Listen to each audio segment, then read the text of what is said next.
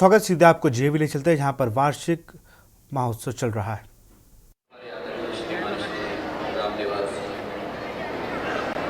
उनके अद्भुत कार्यक्रम को भी आप लोगों ने देखा और 8वां वचन नाम से जो फिल्म बनी उसके आप प्रोड्यूसर हैं, डायरेक्टर हैं और आज इस मंच पर आपने उस वचन को भी करवाया है। आपकी नन्ही सी कली वो देखा, उस बच्ची को भी आप सब लोगों ने देखा। इस समय मैं ये देख रहा हूँ कि आश्रम मंदिर, उसका प्यारा सा परिसर, उसके अंदर बना हुआ ये ऑडिटोरियम अपनी आभा को लिए हुए है, अपनी गरिमा को लिए हुए है और आज यहाँ बहुत दिव्य भव्य कार्यक्रम आयोजित है। दो कार्य एक साथ संयुक्त रूप से हो रहे हैं। एक तो हमारे परमादरणीय परमेश्वर के पूज्यपाद अनंत श्री समलंकृत आनंद श्री विभूषित उस सर्वशक्तिमान के मेरे भगवान के जो फरिश्ते बनकर के धरा पर आए, धरा को धाम बनाया, जिन्होंने ऐसे दिव्य जन्म दिव्य महामानव मेरे परम गुरुदेव श्रोत्रिय ब्रह्मनिष्ठ ब्रह्मलीन श्री स्वामी अमरदेव जी महाराज, उनका आज प्राकट्य दिवस है।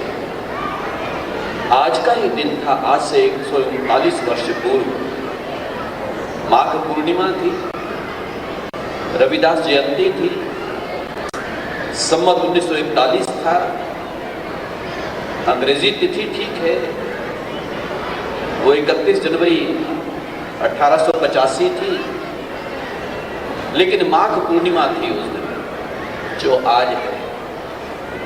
आज के दिन मेरे परम गुरुदेव का आगमन हुआ, उनका जयंती महोत्सव भी है और उसी अवसर पर इसी उनकी तपस्थली पर, उनके इस तपोवन में, क्योंकि मेरे गुरुजनों का ये तपोवन है, तपस्थली है, साधना स्थली है, कर्मस्थली है, मेरे लिए पूजा स्थली है और यहाँ पर चलने वाला ये शारदा का मंदिर, माँ सरस्वती का मंदिर, गीता एंग्लो वैदिक international school, GAV international school, बहुत बड़ा ग्रुप है। मेरी प्रेमास्पद स्नेहास्पद प्रिय श्री प्रदीप कौशिक जी, मनीषा कौशिक जी, ये प्यारी सी जोड़ी है जो इसका संचालन करते हैं, इसको नेतृत्व दे रहे हैं।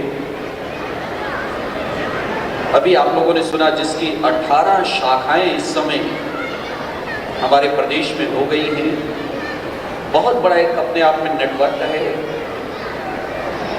ये कार्य संस्था कर रही है, उसकी एक ब्रांच इस परिसर में है, उसका ये प्रथम वार्षिकोत्सव भी है। मैं तो सही बात है कि आपके सामने इसलिए भी आ गया, बहुत सारे लोगों को पता भी है, कुछ को पता ना भी हो, तो मैं उनको ज़रूर बताना चाहता हूँ जिनके एक हफ्ते से मैंने फ़ोन अटेंड नहीं किए, क्योंकि मैं जानता उन लोगों के दिमाग में होगा कि स्वामी जी ऐसा कभी करते नहीं। एक सप्ताह से मैंने कोई फ़ोन अटेंड नहीं किया, किसी से बात नहीं कर पाया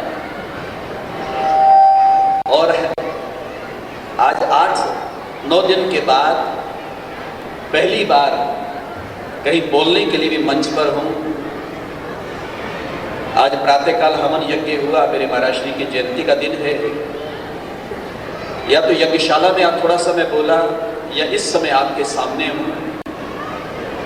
मैंने कहा प्रदीप से, मैंने कहा प्रदीप हमारे महामहिम महोदय पधारने वाले हैं, क्योंकि विलंब उनको भी हो गया, विवशता उनकी भी थी, समय नहीं दे पा रहे थे किसी भी वजह से, लेकिन पटौदी आश्रम का था, GAV स्कूल का था, बात को मोड़ भी नहीं पा रहे थे।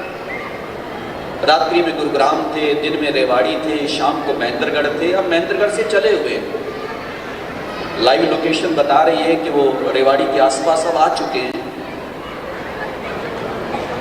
20-25 मिनट में आने वाले हैं। और उनके आने के बाद फिर मैंने प्रदीप से कहा है कि मैंने कहा उनका अब ज्यादा समय नहीं लेना, उनके साथ साथ आपका ज्यादा समय नहीं लेना। 4-4:30 बजे से लोग बैठे हुए, वो आए, उनका स्वागत हो, अभिनंदन हो और कुछ प्राइज डिस्ट्रीब्यूशन और उनका उद्बोधन प्रदीप जी के साथ साथ। मैं नहीं बोलूंगा उस समय, मैंने कहा मैं पहले थोड़ी सी बात कर लेता हूं। नाइंसाफी मैंने अपने साथ खुद की है, 1 मिनट बता ही दूं आप। 13 फरवरी को मेरा अनुष्ठान पूरा हुआ। सबको पता है 1 महीना गुफा में रहता हूं, 20 साल पूरे हुए इस बार। ये 20वां कल्पवास था। भगवान की बहुत कृपा है, मेरे गुरुजनों का बहुत आशीर्वाद, चाहने वालों का स्नेह, मैं उसका वर्णन कर नहीं सकता। सारे भारत के कोने कोने में जाता हूं, समुद्र पार भी जाता हूं। मेरी आवाज को जो लोग सुनते हैं सब जानते हैं कि स्वामी धर्मदेव का बोलना वो किस तरह का रहता है, और आज उनको भी आश्चर्य ना हो इसलिए मैं थोड़ा सा खुलासा आधा मिनट करके तो थोड़ी सी बात करना चाहता हूं। अनुष्ठान पूरा हो गया 13 तारीख को। 14 तारीख को साहब मेरे पर लग गए और मैं निकल गया। नैनीताल के पास कार्यक्रम था, 14-15 को हरिद्वार था। आते हुए परिस्थिति ऐसी बनी, मुझे नहीं पता था कि 25, 26, 27 साल के बाद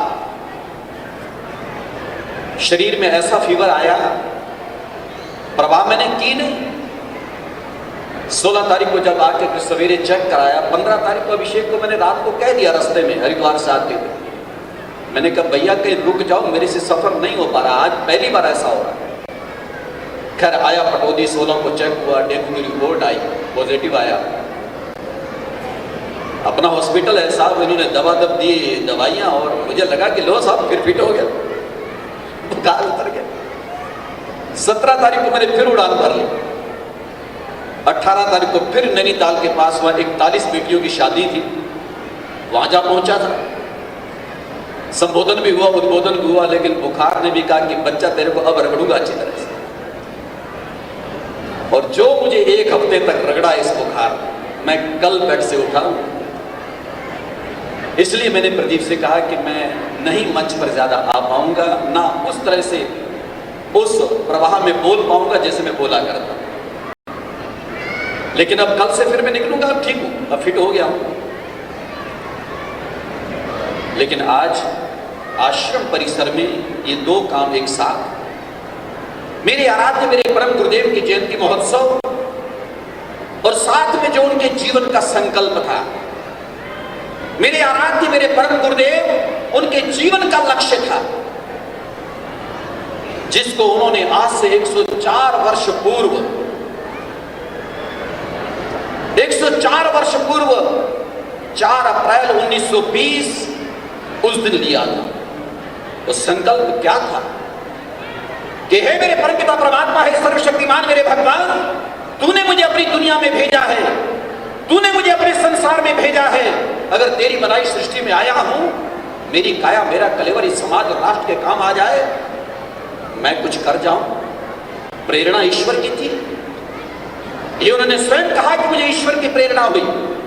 हिमालय की मनोरम कंदराओं में रहने वाले, घोर तपस्या करने वाले, कठोर साधना करने वाले, सर्दी गर्मी बरसात को सहने वाले, बर्फीली हवाओं में रहकर के जीवन यापन करने वाले मेरे आराध्य मेरे परम गुरुदेव, उन्होंने कहा था जब साधना कर रहा था हिमालय की गुफाओं में, कंदराओं में, उस आनंद का वर्णन मैं वाणी से कर नहीं सकता, मेरे परम गुरुदेव कहते हैं। लेकिन ईश्वरीय प्रेरणा ये थी, ये अमर, हे अमर, 6 फुट के तेरी काया कलेवर, क्योंकि 6 फुट का उनका शरीर था। एक सिख परिवार का जन्म था, बलिष्ठ काठी थी, मजबूत जीवन, बुलंद इरादे, मनोबल कहीं कमजोर हो ही नहीं सकता था ऐसे महान तपस्वी का। तो उन्होंने कहा कि ईश्वर ने कहा, अमर, अगर हिमालय में बैठा रहेगा तेरा कल्याण तो हो जाएगा, निश्चित रूप से होगा। कोई साधना करता है, तप करता है, गुफा में रहता है, पूजा करता है, पाठ करता है, अर्चन वंदन करता है, उसका उद्धार और कल्याण ना हो, ये हो नहीं सकता, वो तो हो जाएगा। लेकिन तेरे जीवन की सबसे बड़ी सार्थकता और मेरी सबसे बड़ी खुशी, ये मेरे परमात्मा ने कहा उनसे, वो ये होगी कि मेरे बनाए दुनिया में जो बंदे हैं उनके लिए काम आए, उनके लिए कुछ कर कमा, कुछ कर गुजर, जाओ हिमालय को छोड़ो, इस तप साधना को, गुफा को त्यागो और पश्चिमी पंजाब में अविभाजित भारत, विभाजन 1947 में हुआ, मैं 1920 की बात कर रहा हूं। अविभाजित भारत, पश्चिमी पंजाब, जहां आप लोग बैठे हो ये भी पंजाब था, फिरोजपुर झिरका तक, पूरा हरियाणा, पूरा हिमाचल, पूरा वर्तमान का पंजाब, पूरा वर्तमान का पाकिस्तान, सारा ये पंजाब था। इसी पंजाब का पश्चिमी भूभाग, जिला डेरा इस्माइल खान, उसका गांव कोटजाई, वहां जाकर के जो मेरे परम गुरुदेव ने एक चीज देखी, मैं केवल 4-5 मिनट आपके बीच में रहना चाहता हूं, ज्यादा नहीं। महाराज जी के बारे में बोलूं या किसी भी विषय पर बोलूं, स्वामी धर्मदेव सबको पता है कि घंटों बात करता हूं, कर सकता हूं। थोड़ी देर में महामहिम आने वाले हैं, उनसे पहले भी एक आध कार्यक्रम ये दिखा देंगे और मैं बीच में ज्यादा ना रुकूं, लेकिन 5-4 मिनट आपके लूं। मेरे श्री गुरुदेव ने देखा क्या, 1920 में पश्चिमी पंजाब में भ्रमण करते हुए पूजा हो रही है एक जगह, श्री राम निवास जी, मैं तो धन्यवादी हूं कि ऐसी प्यारी सी बच्ची, उसको आपने तैयार किया। और खैर ये तो संस्कृत विद्यालय है, यहाँ तो अभी वेद मंत्र बोलते हुए लाएंगे महामहिम जी को हमारे विद्यार्थी। सस्वर पाठ होते हैं मंत्रों के, ऋचाओं के, वेदों के आश्रम में, गीता, रामायण, भागवत सबके, लेकिन बच्ची संस्कृत में अपना परिचय दे रही थी। मेरा भी अध्ययन चल रहा 40-42 वर्ष पहले यहाँ पर, 1982 में तो शास्त्री कर ली थी मैंने, उसके बाद संस्कृत में एमए भी किया राजस्थान से, जयपुर से, और सब चलता रहा।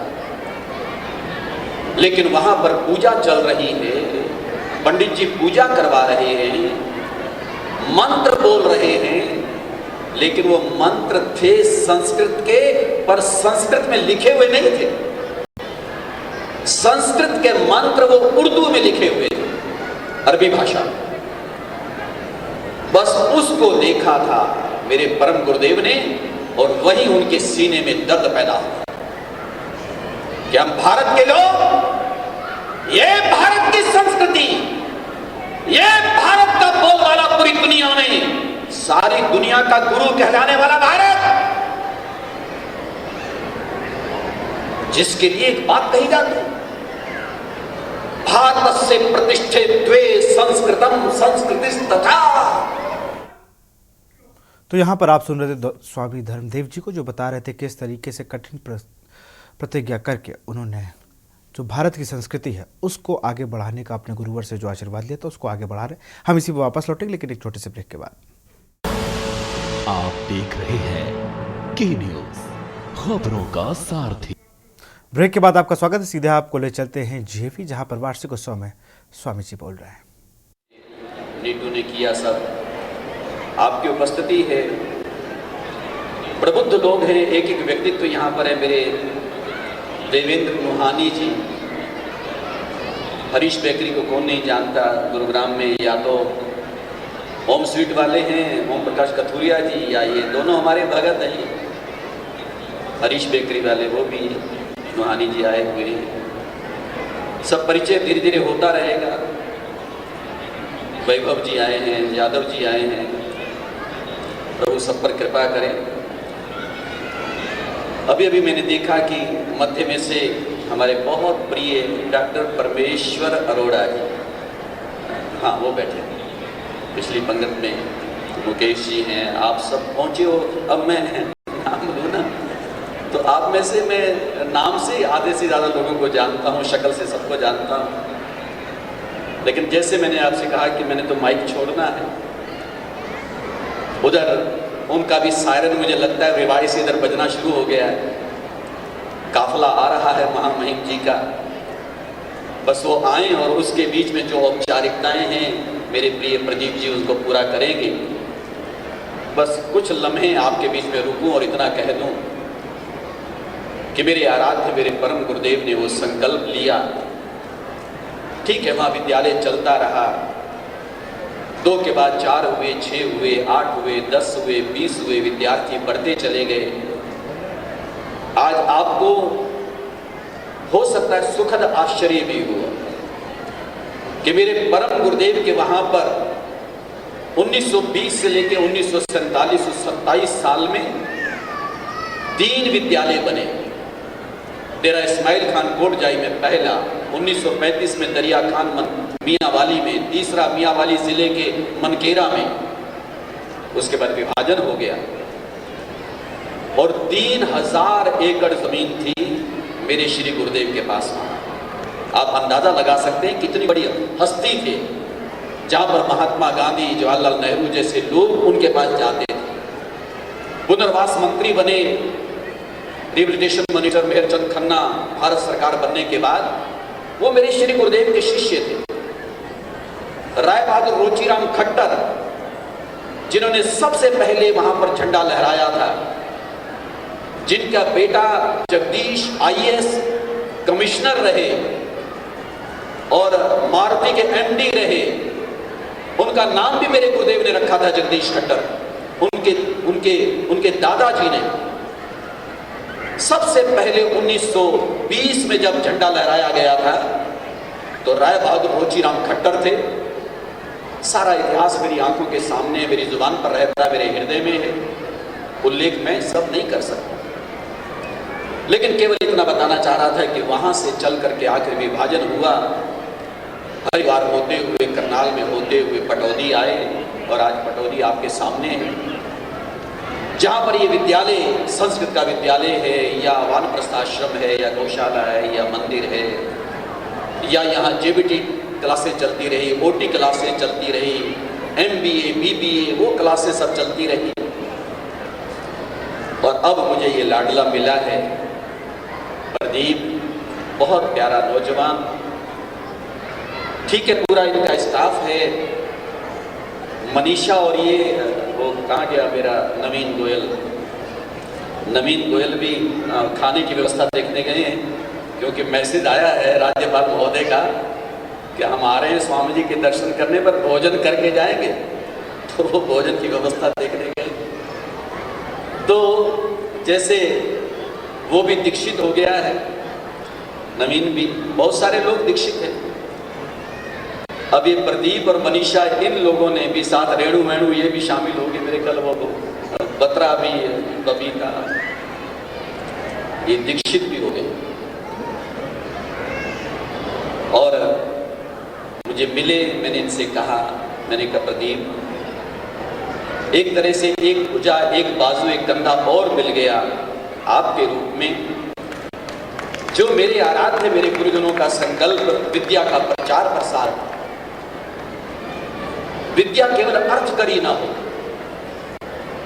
ठीक है, आजीविका का साधन आज के जमाने में है, पर केवल शब्द मैंने कहा, यह मेरे गुरुजनों का संकल्प था, उनकी भावना थी कि केवल अर्थ करी ना हो, केवल आजीविका अर्जन के लिए विद्या ना हो, विद्यादान महादान है। जीवन निर्माण के लिए हो, राष्ट्र निर्माण के लिए हो, किसी के उत्थान के लिए हो, किसी के कल्याण के लिए हो, उसकी भलाई के लिए हो, उसके जीवन में एक ज्ञान के प्रकाश को प्रकाशित करने के लिए, जीवन के मूल्यों को समझाने के लिए, जीवन की वास्तविकता को पहचानने के लिए, ये जिंदगी, ये श्वास, ये जीवन क्यों मिला है, इसको भी अगला जान पाए और हम उसके लिए अपने कर्तव्य का निर्वहन कर पाए, वो है विद्यालय और विद्या और शारदा का मंदिर और उसमें होने वाला कार्य। तब मैंने इनसे कहा, जब मैंने इनको फिर देखा भी से, कुछ तो पहले से थे, कुछ और ज्यादा, फिर यहां आने के बाद रंग और चढ़ गया, मुझे बहुत अच्छा लगा। आज मैं कहना चाहता हूं, आप सबकी उपस्थिति में माइक छोड़ू, मैं उससे पहले ये बता दूं, मेरा हृदय सबसे ज्यादा गदगद है इस बात को लेकर के। सैकड़ों सैकड़ों विद्यालयों के उद्घाटन लोगों के प्यार से मैं कर चुका हूं।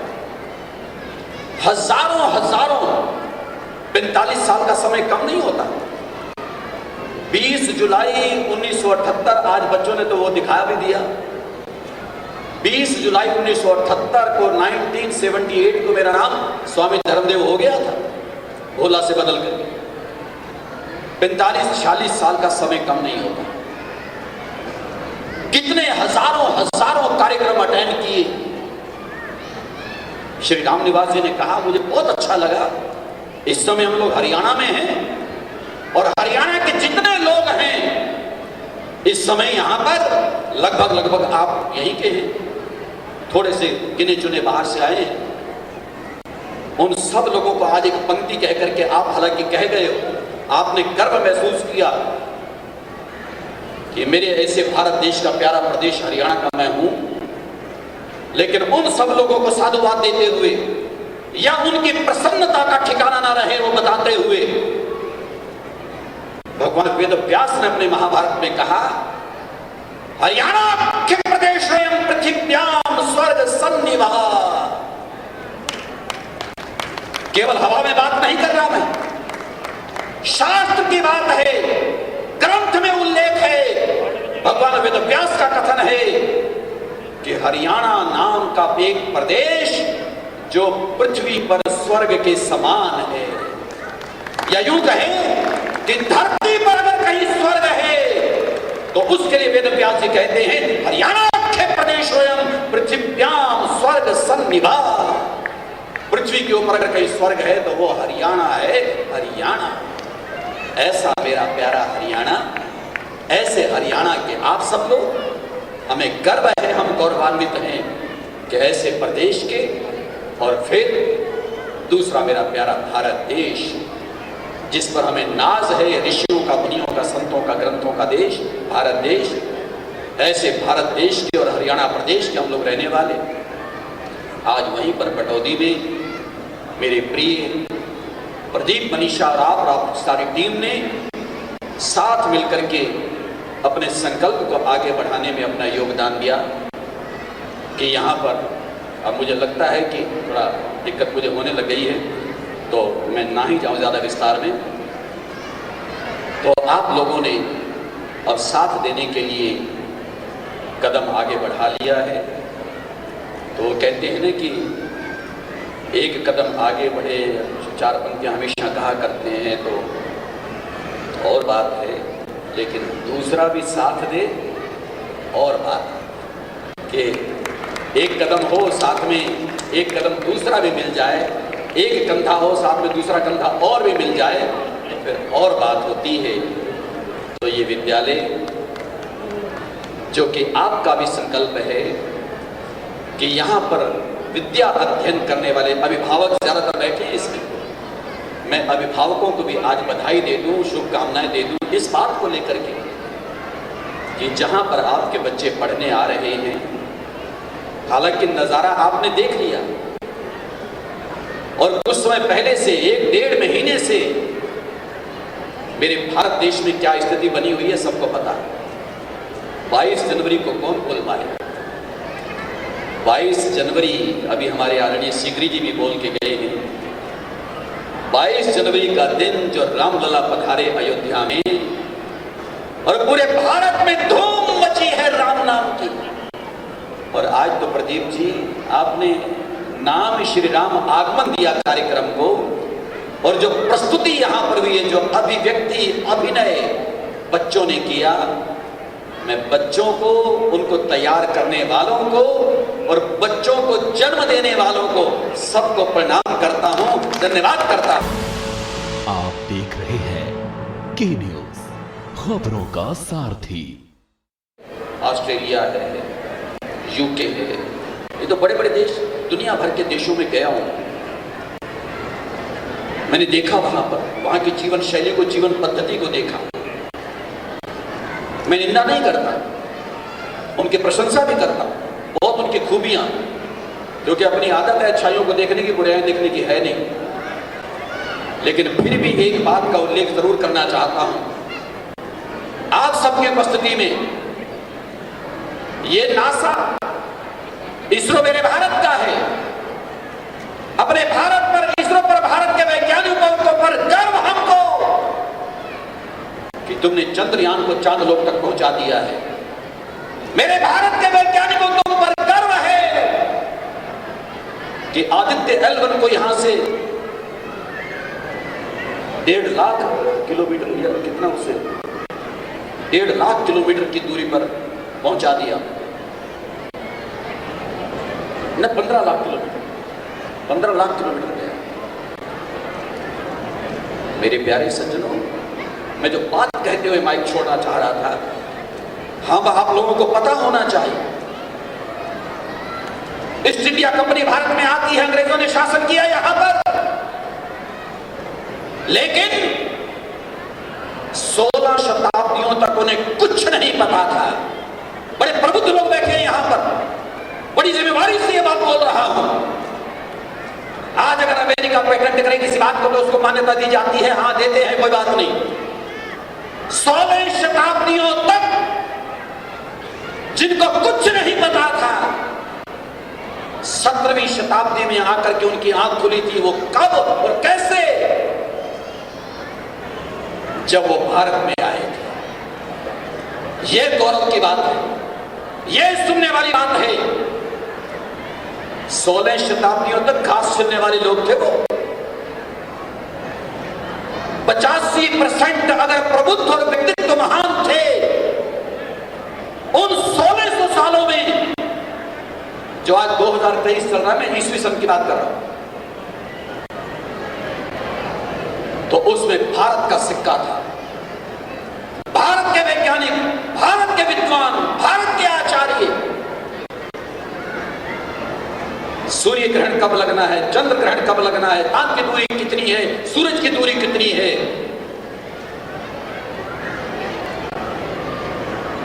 गोस्वामी तुलसीदास ने 450 साल पहले हनुमान चालीसा लिखा है। युग सहस्त्र योजन पर भानु, पढ़ा है ना हनुमान चालीसा में आपने? 450 साल पहले लिखा है। गोस्वामी जी को कहां से पता था? युग सहस्त्र योजन पर भानु, लियो ताहि मधुर फल जानू, हनुमान जी के बारे में। 1000 युग योजन दूरी पर सूर्य है। सूर्य की दूरी का पता उनको पहले से था। अरे नासा तो बाद में आया, इसरो तो बाद में आया। हमारे भारत के ऋषियों को पता था कि सूरज की दूरी क्या है, चांद की दूरी क्या है, और धरती और आसमान की उम्र कितनी। 4 अरब 32 करोड़ वर्ष है इसकी आयु।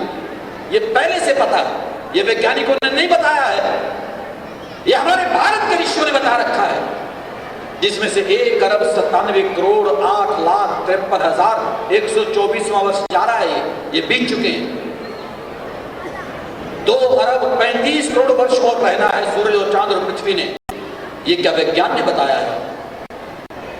यानी मैं कहना चाहता था, विज्ञान मेरे भारत में सबसे ज्यादा था पहले, लेकिन जब 17वीं शताब्दी में वो भारत में आए, मेरा भारत गुलाम हुआ, और वहां आकर के इन्होंने मेरे ग्रंथों को, भारत के ऋषियों के अध्ययन को पढ़ा, समझा, फिर वो सब वैज्ञानिक कहलाए। विज्ञान की खोज करने वाले, जिनका सिक्का इस समय दुनिया में है। मेरे भारत ने दुनिया को सब कुछ पहले भी दिया है, आज भी दे रहा है, और विश्वास के साथ कहता हूं, आने वाले समय में भी भारत ने देना है। तुम्हारे पास है क्या? या तो हथियार बेचते हो, या फिर तेल बेचते हो, या फिर दवाइयां बेचते हो, लेकिन सब कुछ अगर है तो भारत के पास है। जीवन की पद्धति है तो भारत के पास, ज्ञान है तो भारत के पास, विज्ञान है तो भारत के पास, एक सलीका है जीवन का तो वह है भारत के पास। अन्यथा तुम्हारा गुरु क्यों कहलाता भारत? सारी दुनिया का गुरु कहलाया ये भारत, विश्व गुरु, विश्व गुरु। कोई बात होगी तभी तो। इसलिए आज मैं कहना चाहता था, केवल यहां रामलीला नहीं दिखाई जाएगी, केवल यहां 4 मंत्र नहीं पढ़ाए जाएंगे। सारे अभिभावकों से कहना चाहता हूं, ये GAV इंटरनेशनल स्कूल इसके अंदर आने वाले बच्चे, इसी में से एक समय आएगा, 2 साल लगे या 10 साल लगे, पटौदी से भी आवाज आएगी कि अभी तो चंद्रयान पर, चंद्रलोक पर चंद्रयान भेजा है, अब जीएवी स्कूल का बच्चा भी यान में जा रहा है, वो भी चांद लोक पर जा रहा है, वो भी मंगल पर जा रहा है। यह होने वाला है आने वाले समय में, यानी वर्तमान की रफ्तार, ये गति, उसमें भी ये विद्यालय बहुत महत्वपूर्ण भूमिका निभाने वाला है।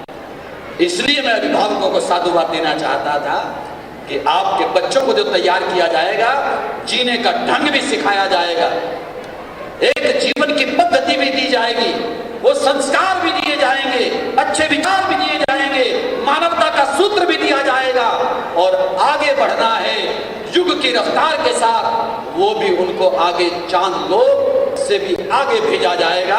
परमात्मा कृपा करेंगे, इस तरह से आपके बच्चे यहाँ पर तैयार होंगे। मैं साधुवाद देना चाहता हूँ, मुबारकबाद देना चाहता हूँ सारे विद्यालय, अपने परिवार को, आए हुए अभिभावकों को।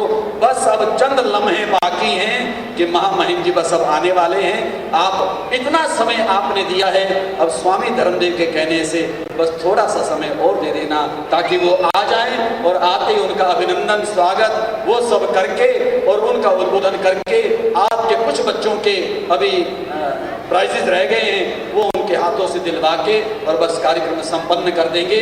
अब कार्यक्रम का विस्तार ज्यादा नहीं करना है, तो इसलिए मैंने कहा कि मैं अब बाद में बोलने के लिए नहीं आने वाला, तो जो थोड़ा बहुत कह सकता था, जितना सेहत ने मुझे साथ दे दिया, थोड़ा मैं बोल भी पाया, कह भी पाया।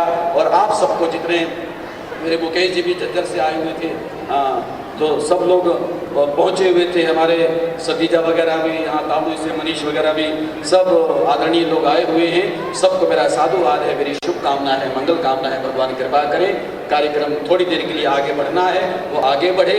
और जो व्यवस्था है, जितनी देर में वो आते हैं, तो जो व्यवस्था है प्रदीप जी उसको आगे बढ़ाएं, परमात्मा कृपा करें। बहुत बहुत मेरा साधुवाद, बहुत बहुत मेरी शुभकामना, बहुत बहुत मेरी मंगल कामना। सदा शाद रहना, आबाद रहना, खुश रहना, खुशियों भरा जीवन सबका बना रहे, मेरे परमात्मा कृपा करें। एक ऋषि का जीवन जीने वाले, क्योंकि ऋषि जैसे हैं हमारे श्रीमान श्री बंडारू दत्तात्रेय जी, दत्तात्रेय वैसे एक ऋषि हुए हैं, वैसे जिनका उल्लेख हमारे ग्रंथों में आता है, और ये भी ऋषि जीवन को जीने वाले हैं। मैंने इनको बहुत करीब से देखा है। तो ऐसे हमारे पश्चिमी, हमारे दक्षिणी भारत के एक महान व्यक्तित्व हैं, और बड़ा सादा सीधा सुंदर प्यारा जीवन जीने वाले हमारे आदरणीय श्रीमान श्री महामहिम राज्यपाल हरियाणा सरकार वो हैं। वो अभी आपके बीच में आएंगे, आप उनके दर्शन मेले करेंगे, और उसके बाद कार्यक्रम संपन्नता की ओर जाएगा।